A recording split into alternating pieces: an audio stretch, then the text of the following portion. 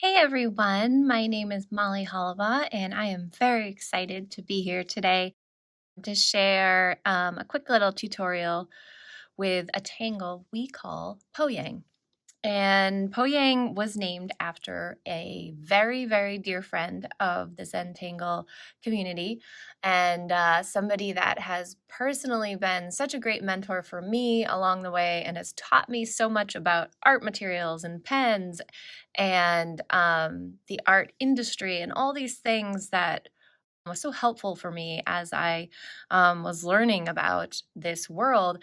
And he has also been such an ambassador for the Zentangle Method and our Certified Zentangle Teacher community. And when we decided that we wanted to create a tangle and name it after him, there was a couple of different names that came up, but we landed on Pouyang, which is for this gentleman's name, which is Peter Ouyang.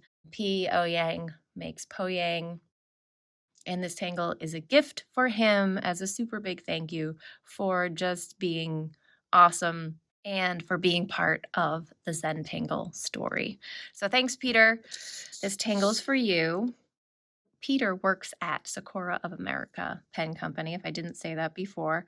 And these pens have been such a big part of the Zentangle method from the beginning. So most of the Zentangle art created in the world, or a lot of it anyway, has been in partnership with a pen like this in somebody's hand, which is kind of remarkable. These little tan pens, sometimes they're blue, and this beautiful pigment ink has been able to, this is a lucky pen. This little lucky pen has been able to witness some of the most remarkable artwork that's ever been created. So to me, I was about to thank the pen, but this pen should be thanking me to be like, wow, I've been a part of so much artwork.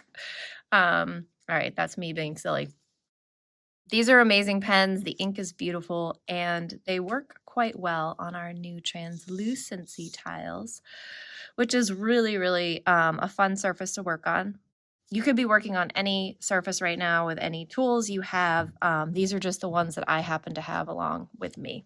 So I'm going to show you poyang, and I am going to share it how I like to draw it. Any tangle, there's a lot of different approaches, so always know it's not like they have to be done exactly this way. This particular tangle is one that takes a little finesse, so I found that I had to draw it a few times before I got the hang of it.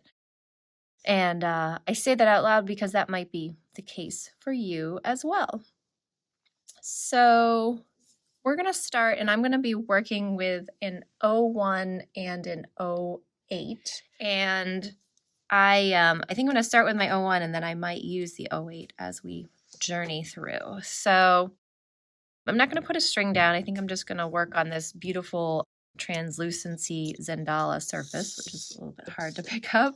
It probably looks like a white tile to you, but it's this beautiful vellum surface. But as I said, any surface will do. When I envisioned this first shape that we are going to be working on, and we played around with this shape a little bit when we had a big event recently, it reminds me of the shape of almost a Hershey's Kiss, if anybody's ever seen that before. It's like a teardrop that's kind of landed and then frozen in time. So here we go, and I always encourage you to watch for a moment. I'm going to begin with a simple stroke that's like a little bit of a curve to it, like so. And I'm going to create a series of Ouyang stripes, and every other one I'm going to add a little weighting sort of in the middle. And that's when the kind of like getting the hang of it part comes in, because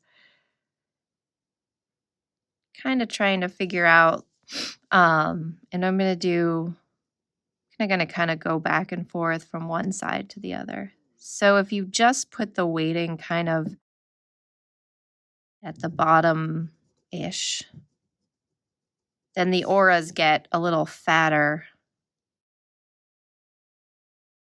quicker at the bottom, and you start to build up your sort of teardrop shape. And I like to go from one side to the other.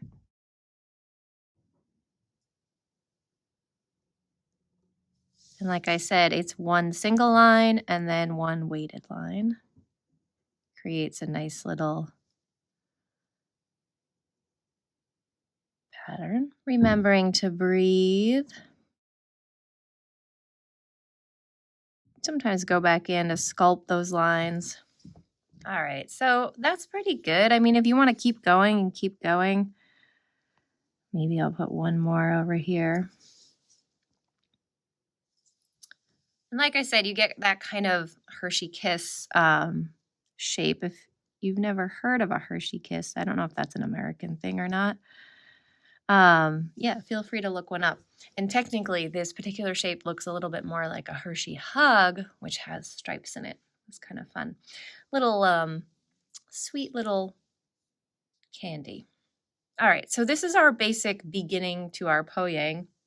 And I'm going to move on to the next step here, but this sort of getting the hang of this shape will help you build your poyang, how you get the feel for it. So working on that shape is, and actually just adding that to a tile would be beautiful too. It's like a little component of the actual tangle. So the next step is to create like it's a circular string that's going to hold together in the next section with our pen. And basically what I'm doing is creating sort of a smushed orb. And I keep doing this with my pen to kind of get a feel for it. Something like that. It looks a little bit random, but basically you want to make it look like this kiss is sitting right in the middle of some sort of a pancake or a plate or something like that. I am going to create some more stripes like we were here, and they're going to kind of build all the way around. I'm going to put a little curve to them so they kind of have some movement, which is so nice. So I'm going to start here, and like we did before, I like working both sides, but you can figure out what works for you. And so I think I might actually just use that little stroke as a starting point. So my stripe has a little bit of a curve to it. And again, I'm going to add a little weighting to it. I think I'm going to add a little more thickness to the bottom there just to make it like so. And then one.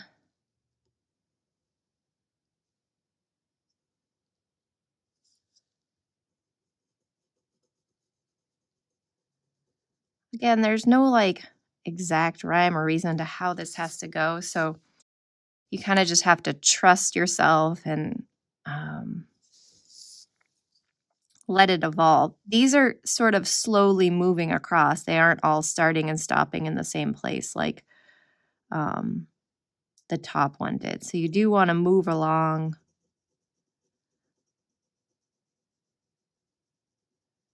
And if you fill in 2 in a row by accident, don't worry about it. It all works out. What's nice about the weighting is you can add more. You don't have to start off really thick if you don't want to.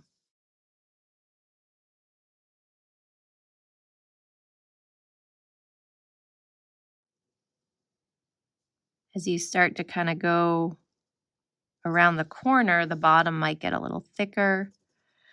I'm continuing on with my 01, but feel free to pick up your 08 if you prefer to fill in with something thicker. I find that on these translucency tiles, the ink moves around pretty fast. It's kind of nice. It's nice and smooth. And then go back and work the other side. The subtle curve adds movement and interest, I think. But again, as the circle starts to turn around the corner, I do want to add a little more thickness to the bottom to sort of allow the stripes to start curving. Working your way around. Remembering to breathe. Turn your tile. It's kind of like a fun little optical illusion, and it looks like our original little Hershey Kiss is like sort of sitting right in there. And as you can see, my lines aren't perfect. They're kind of curving and undulating and working, and that's fine. So just allow yourself space to explore those lines and see what can happen with them. And yours should look a little different than mine, and they'll look a little different the next time, and you'll kind of play around with that perhaps to find a sweet spot. So there's one more component to the end of the poyang, is to add sort of a illusion that this is coming through, which is kind of fun. It's such a silly shape. I think that's why I love it. My mom invents the funnest tangles. They're like things from her imagination, which I find to be so beautiful. So the last component is sort of like a bigger version of this. And we are going to do that by sort of starting like we did here. And I sort of like to imagine like that's come through like so. And then we'll add the weighting up towards the middle here. But I think what I'm going to do is do an aura first. That kind of gently lands at the bottom here. And then I'm going to add my weighting. And as I said, I invite you to use a fatter pen at this point in time for the filling in if that's easier for you. As you can see, the black ink, it just goes so smoothly on these translucency tiles. It's a quick fill in. The difference when you're doing the middle section is the stripes kind of gradually have different anchor points, whereas when you're working the top and bottom, we have these kind of more particular anchor points of where you start and stop each stripe. So there's a little nuance to it to play around with. Oh, and see, I skipped a stripe there, and it all works. I may or may not put one in there. We'll see what I feel like. But that's pretty normal to do, so I'll leave it out for now and see what happens. But I'm going to start to build up the top shape a little bit more. And once you get closer to these edges, we're sort of trying to build up a little more shape, so we will move a little along. And like I said, you can kind of get a feel for what works for your composition.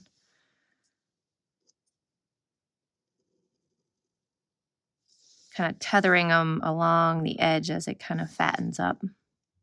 And I think this like edging up towards the ends like does build up this feeling of it really like almost like this donut came over it, and the lines are reacting to it. All right, I think that's pretty good. See if I want to put that other line back in there. It's not too bad.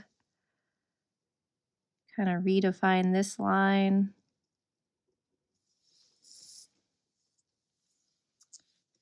Add a little rounding here and there. So that period of time we call adding love. Kind of go back in, sculpt any lines. Well, isn't that fun? To me, it's like this regal character that's coming in. It's like from Alice in Wonderland or something. Or maybe it's a blossom of this beautiful flower that grows somewhere magnificent. I don't know, whatever it is, it's pretty awesome.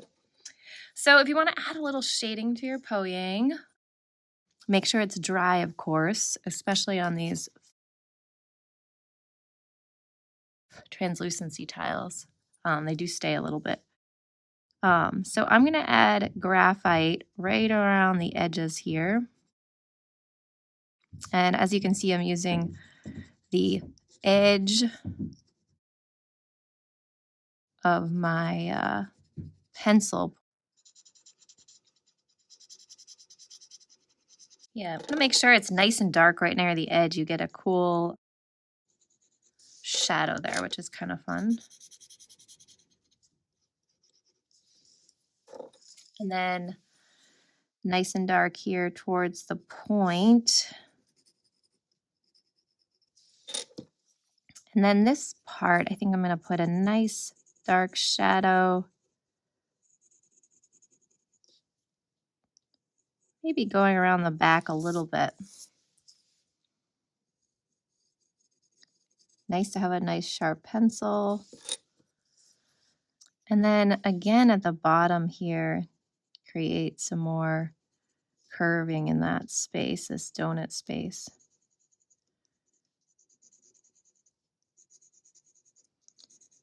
Get a nice highlight. And then using the tortillon to kind of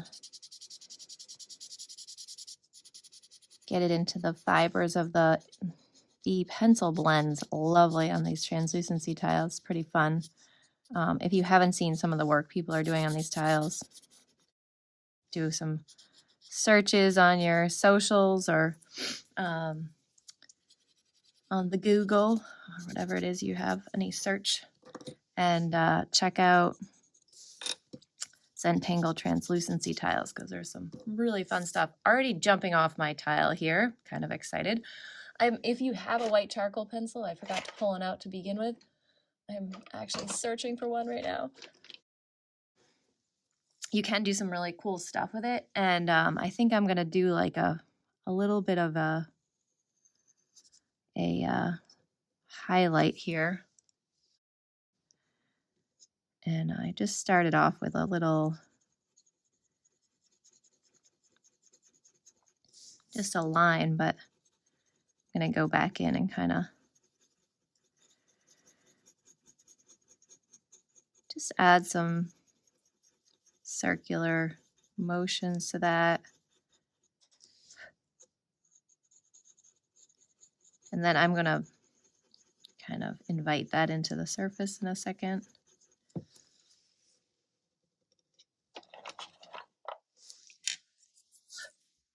Using a kind of a clean tortillon.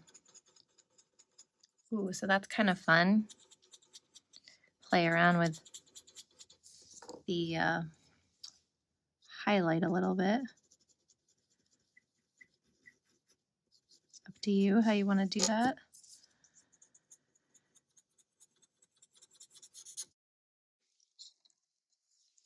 And maybe this same thing. Just playing right across with that.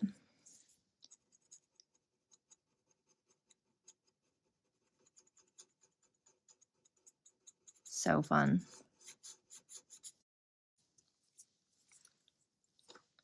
And then let's see. I don't know about you, but I think this thing's gonna like walk right off. It's like some sort of, maybe it's like swimming, but it is fantastically pleasing to me. You can play around with those highlights a little bit more if you want. Maybe a little bit more in the right in the front here. You know, it's up to you. There's no rules with highlights and shadows and stuff with Zentangle. You can kind of decide what crazy environment is causing what kind of sparkle to happen. See what happens with it. Pretty fun. All right, so I don't know. I think I'm getting pretty close. I think I'm going to add a little more dark down here with my graphite pencil. I didn't get to that part, and I think I want to add a little more. And you'll do that too, to just put your tile, kind of move it this way and that, and see if it needs more, how you'd like to emphasize this or that. I think that's pretty good right there. Last but not least, put a little chop on here.